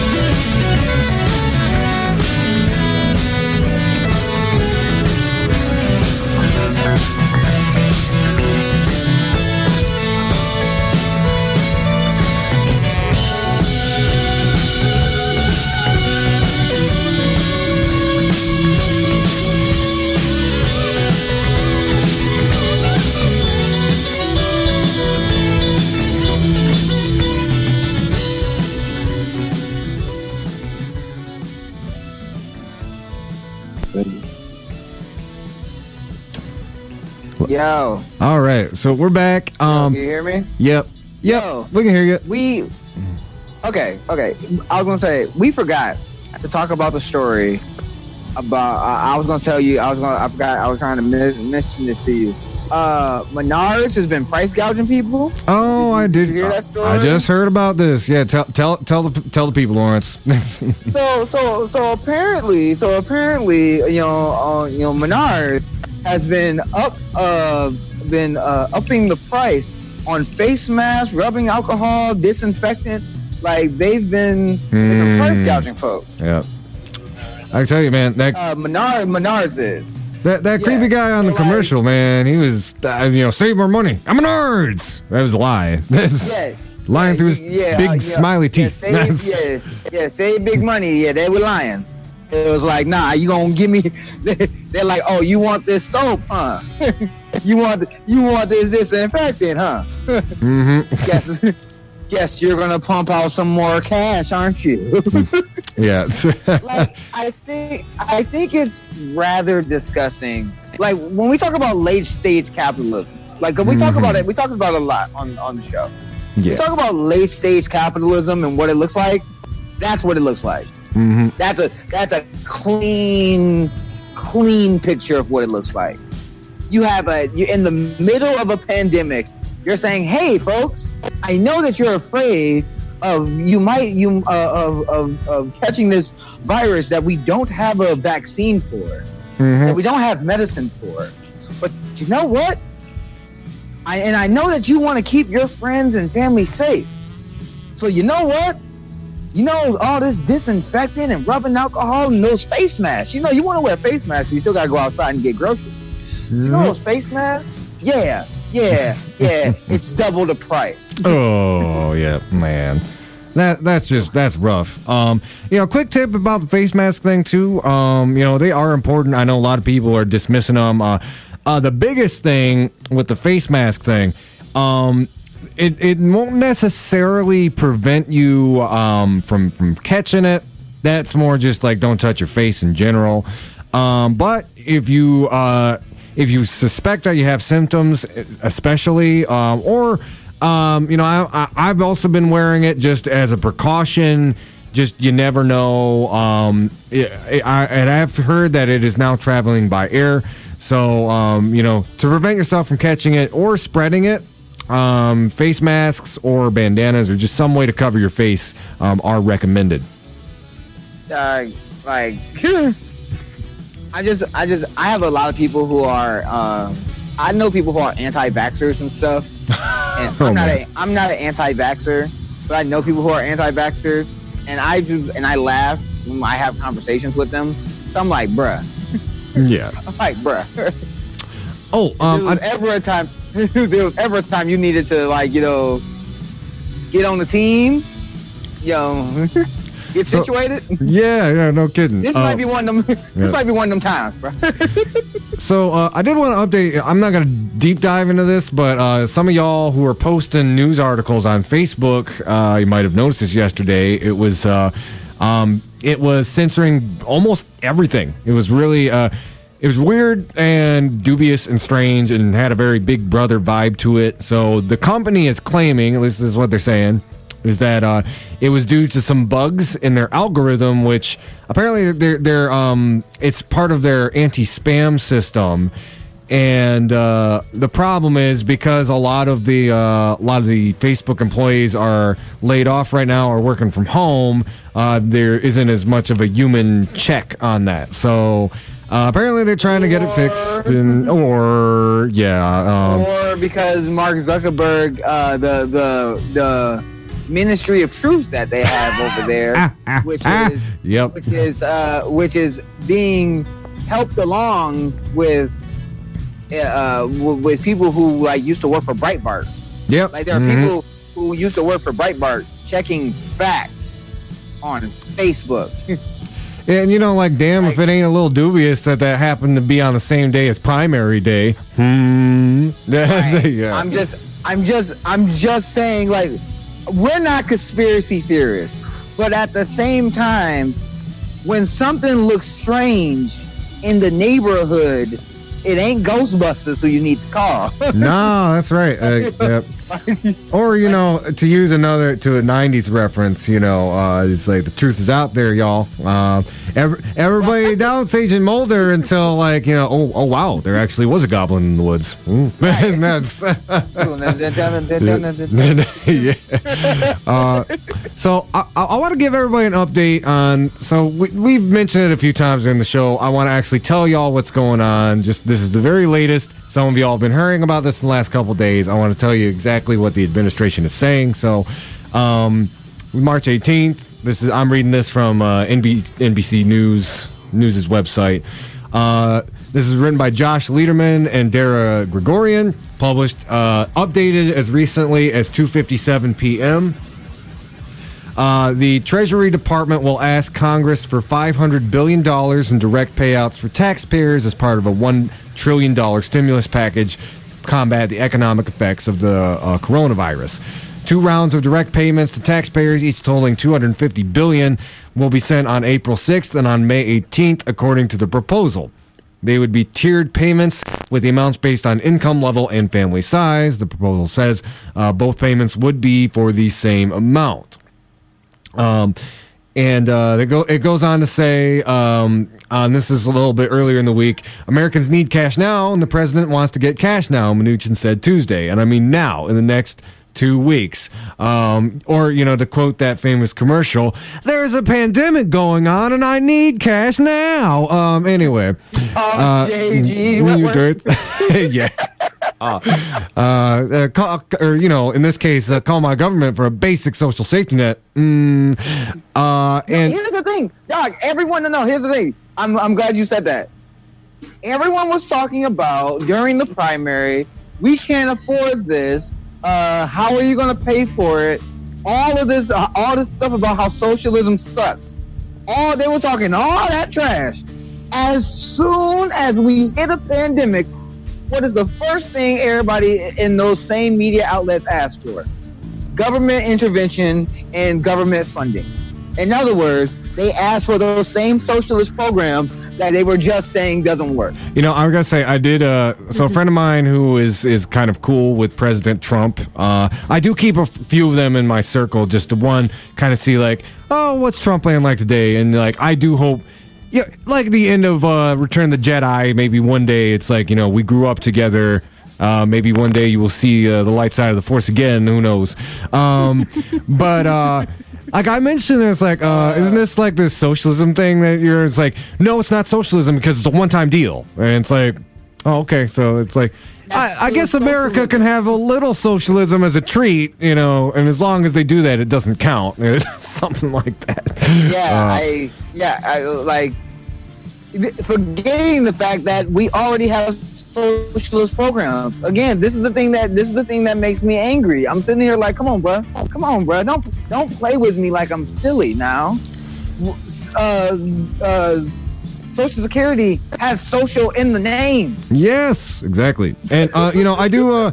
I'm the chair of the Kalamazoo Socialist Party, and I am usually the first one to be well, actually, and this is true. The socialism really is more about workers having control of their workplaces, their communities, but it's kind of a chicken and the egg thing. That was the most Bernie bro thing I've ever heard you do in my life. Hey, man, I'm sorry. Because and I'm only saying that because that's literally what we do online. Is we're the ones that are saying, well, actually. Oh yeah, true. Well, I did want to say. I did want to say though, it's the socialism piece to that though is that a lot of these social programs. It is a chicken and the egg thing. It's that when workers have more power, more control, more of these things will go into place that provide a social safety net. And you're kind of seeing that in microcosm. The economy is being impacted by the fact that nobody's working right now. And so because of that, the government, the most reactionary government on planet Earth in history, has decided for a limited time only, we are going to cede to the workers' demands and the workers' needs. Oh man. So it sounds so because what you're saying, it sounds like is that hey, That is a socialism that will, in other words, government funding, government intervention and funding of programs that will help the proletariat, which is the people, that we would all be better off in the long run. That's right. So let's hold on one quick second, brother. Oh, no problem. So just a couple other quick things from this article here. So, this also stems from, Mitt Romney in Utah kind of got the ball rolling on this, of all people. Pros giving every adult $1,000 to help meet financial obligations. A group of Senate Democrats led by Michael Bennet, Cory Booker, Sherrod Brown proposed sending as much as $4,500 to each American. Ilhan Omar also made a proposal saying like $1,500 as a baseline, and then an extra $500 to every child that happens to be in the family. And also I think it is contextual here. Like, keep in mind, $1,000 does not take you as far in some places as others. Here in Kalamazoo, that would be really nifty. That you could, most people could at least put a dent in their bills, pay most of their rent, get some food on the table. Keep in mind though, if you're living in New York or San Francisco, and granted the income is kind of geared to that, $1,000 is not going to take you very far. That might be just maybe being able to be a part of your studio apartment, maybe a third or 2/3 of it. In places that have a high cost of living, this UBI, this $1,000 is not going to take you as far. It is interesting to see that there are, different versions of this being proposed by different people. Lawrence, let me know when you're back and able to chat, because there's a unique aspect to this. I kind of want to relate this back to the primaries in a way. I don't know. Lawrence, are you back yet?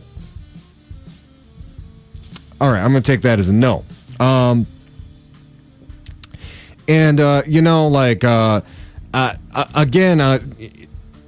It's just the crazy thing about all this is seeing that the Trump administration is willing to provide a little bit of this social safety net during this emergency situation. And it does... you're back. Sorry. All right. Sorry, I'm back. So... it raises. It should. I hope it raises the question to the average American worker. It's like, why can't we just have this stuff all the time? I am hoping, regardless who ends up being president in November, that at least the American public will be, they'll get a little taste of what this can look like. And I hope a lot of them start asking those hard questions about why we can't have this all the time.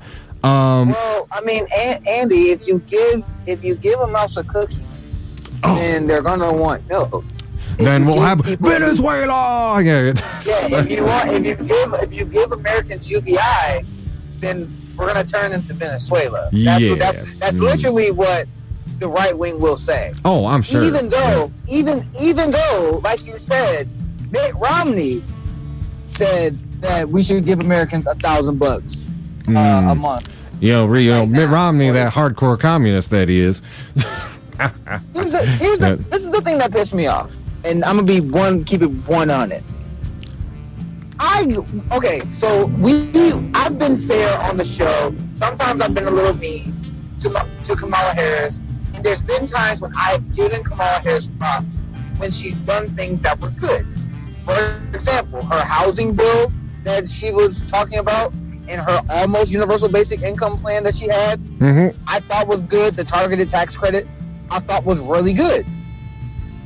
And then we had to kneecap Kamala Harris and talk about her as a DA and as Attorney General. Yeah, and I do remember at the time, I think I was in a weird position, and I was like, well, a lot of that did depend on context. But again, here's the problem: Kamala Harris coming out saying that we should give Americans only $500, and if you're single, if you're a single parent, or if you're just a single person, you should only get $250 a month. Oh wait, was that part of it? I didn't realize that. That was one of the statements that she gave, talking about the crisis on how we should give Americans money. she said $500 if you do if you have if you're a parent, if you're married, $500. If you're a single person, $250, and that would be the monthly supplement that the government will give you. And I'm like, I don't know many Americans giving a regular person that lives in our day and age $250 a month is and thinking that's going to help them for the month. Like, forget about if the person's working or not. I'm not even adding in the factor if they have to travel back and forth to work, or if they have insurance, or let's say they don't have insurance. But $250, where in America can you live or have a decent, not even a decent, any kind of standard of living with $250? You know, first of all, Lawrence, I think it's funny you brought this up because I got in big Facebook trouble for posting something about this. I won't necessarily go into all that, but you know what I would like to bring up. I think this is, you know, what's more important here. It's not necessarily like, you know, I don't necessarily want to just beat up on Kamala Harris for like, you know, coming up with, you know, a lesser package than you know, the fascists who run the government. Here's the thing. It wasn't just Kamala Harris. This is the thing. I also got to talk about. That's true. Yeah. Nancy. We also got to talk about Nancy Pelosi. We got to talk about the Democrats. Mm-hmm. How in the blue flames of Hades do you come up with a paid sick leave bill that leaves out 80% of workers on the Oh, yeah. Well, the Republicans kneecapped it, blah, blah, blah. And God, such bad planning, because now they're outmaneuvering the Democrats from the left on the whole UBI thing that they're going to give out. And I wanted to tie this back to the primary, Lawrence, because, like, think of the electoral implications of this. You know, you have, like, Pelosi coming up with these measures that pale in comparison to what Trump and Mnuchin are talking about putting out there. Now, the progressive side of the Democratic Party are making much better recommendations, but they're not being listened to. The centrist corporate wing of the party is in ascendance electorally right now. I had like this flash, man, looking forward, because, you know, let's be honest with everybody. You know, I mean, I've heard Bernie is suspending some of his Facebook ads. It don't look good. I mean, I think, you know, miracles can happen. You know, 2020 is a crazy year. I think, like, it's playing a game of truth or dare right now with 2016 to see who can be the craziest year. But, you know. Oh, that's hilarious. Yeah, no, for real. But, so again, I mean, there's always a chance. Who knows? You know, if the rest of the primaries get delayed, like they dang darn well should, and enough people like come to their senses before then. But here's where we're at. Here's what I'm looking at. This fall, Biden's on the stage. Trump's on the stage, and Trump says during the crisis, I got a 10-to-1 bet that Biden's going to pick either Kamala Harris or Stacey Abrams, or even our governor from Michigan. I've heard that. Yep. Like that, Mm-hmm. I have a 10-to-1 bet. Like, I should say 10. It's like 5. But one of those three. I want to kind of finish the analogy out though, because like I'm looking at like think of a debate where Trump gets to say, in the time of national crisis, I sent every American a tremendous check while your political party was putting Americans at risk to vote for you. And then, of course, you know, Joe Biden would respond something like, now you listen here, fat. But, I mean, it boils down to, like, here's what I'm saying, man. God. Biden's the nominee, and you know, I hope this doesn't sound too pessimistic, y'all, but, like, I feel like the minute Americans receive that check in the mail, the election's pretty much over. I can't imagine any scenario where Trump won't be able to use those two things to win. Maybe even win in a landslide in the fall. I mean, hey, money talks and BS walks, and the DNC has been doing a lot of BS lately. Like, Doug, I can't even I can't even lie to you and say that I didn't even think about that. Trump, when Trump is on stage with Biden, if that's looking like the most likely scenario, Trump is going to say, while you were telling people to go out pandemic, I was trying to give people $1,000 a month to stay home so they don't have to get sick. That is going to hit.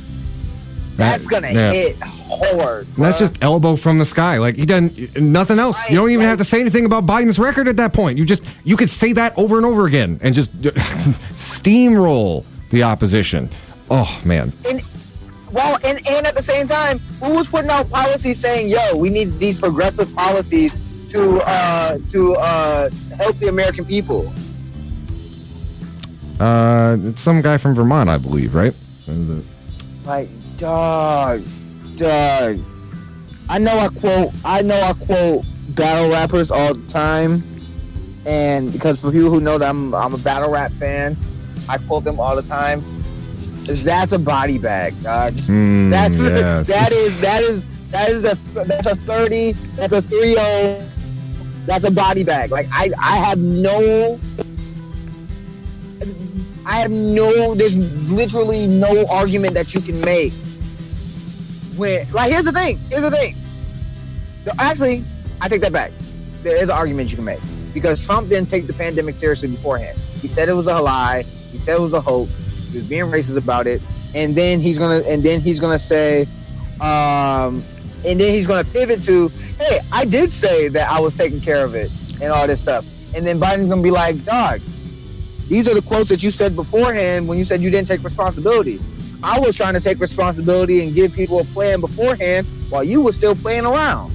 That's true, and maybe I'm being a little myopic about it, but especially we'll see as this crisis develops. Again, we're on a trajectory to be at least as serious as it is in Italy, if not more so, because again, our healthcare system is worse, and $1,000 or $1,000 a month. Let me just finish this thought. $1,000 a month.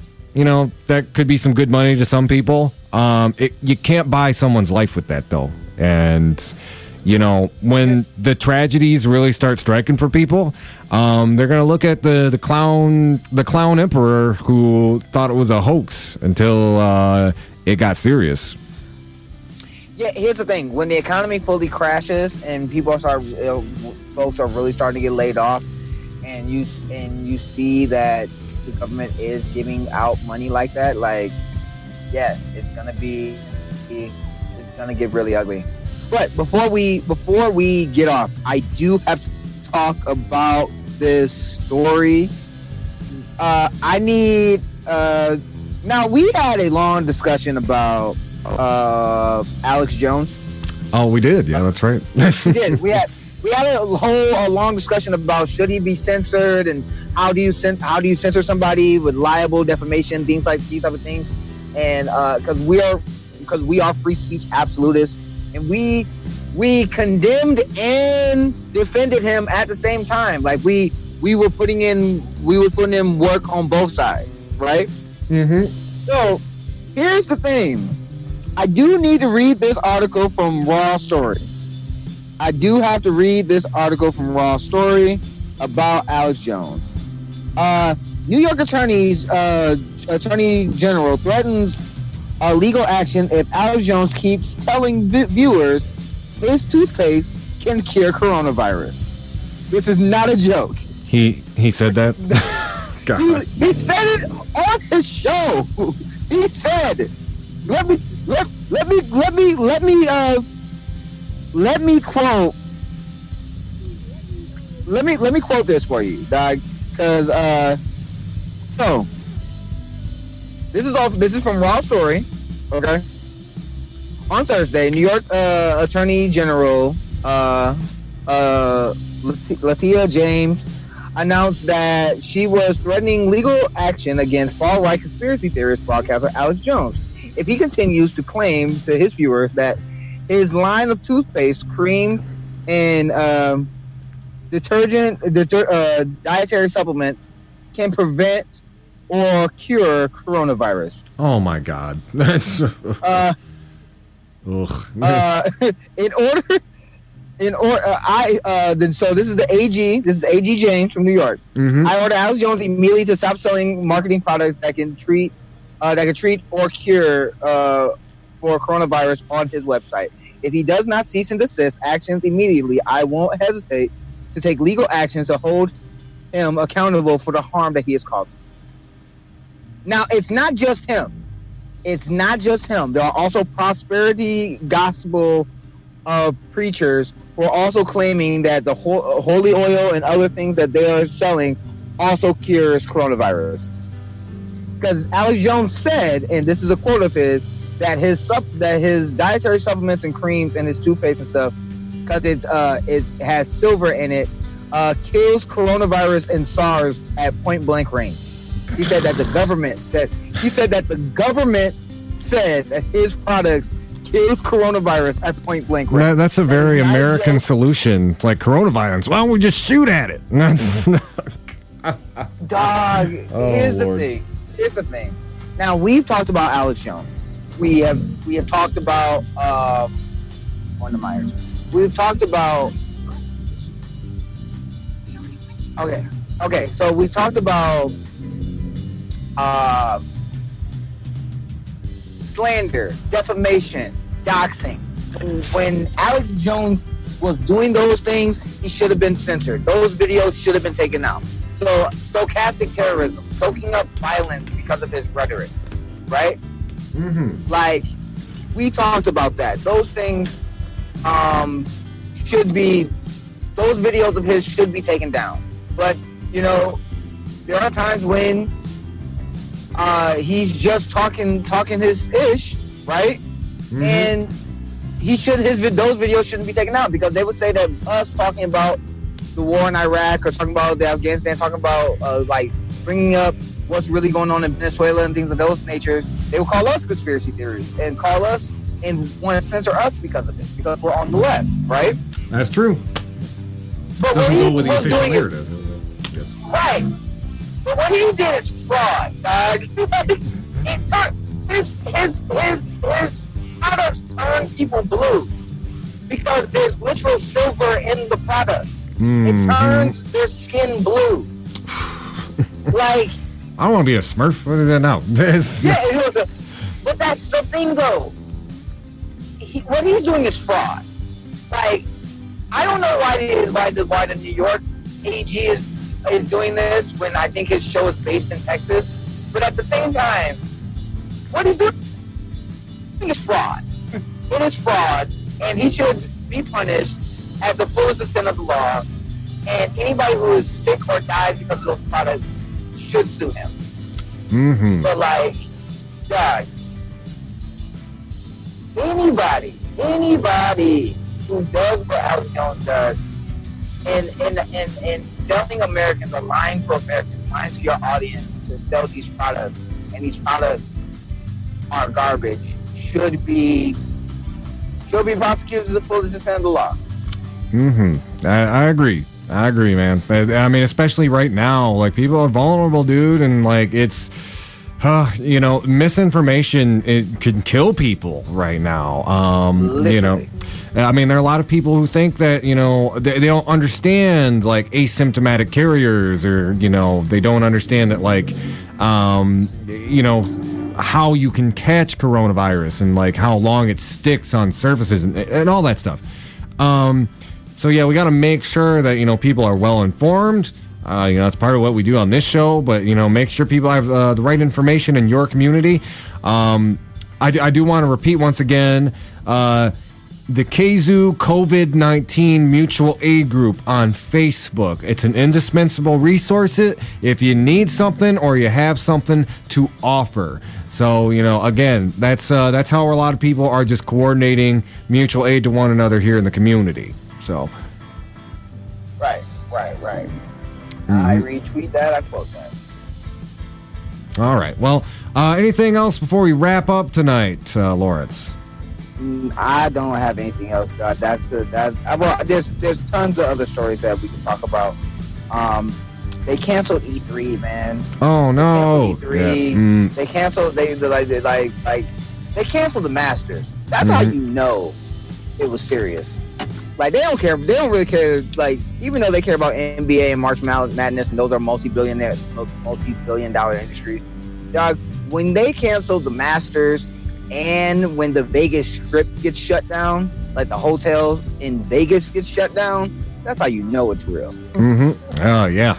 Yeah, indeed. When you gotta tell the casinos, like, nah, bruh. Y'all good. And I just check in with all of, your workers, fam, like people in the restaurant industry, people in the service industry, tipped wait staff is getting hit really hard right now because their unemployment, keep in mind, you don't get full pay with unemployment. It's always a fraction of what you make. And so for somebody who's a wait staff, it's like a fraction of a fraction. And again, the Trump administration hasn't come through yet with their socialist UBI plan. Checking in with them, other people with complications, like people who are independent contractors, people who work as sex workers. Again, find people in your own personal networks who are not being taken care of. Find those gaps and figure out how you can take care of them. And again, there are people working on it at the local level to try and figure that out as well. I personally am trying to see what we can do to get a network set up here in the city and here in the region to make sure that those gaps are filled and that no one is left behind during this crisis. So, again, Kalamazoo COVID-19 response. Kalamazoo COVID-19 mutual aid. I would definitely check that out. I would also, the county website is going to have pertinent updates all day. The city commission, I believe, will be meeting via teleconference. There was just an emergency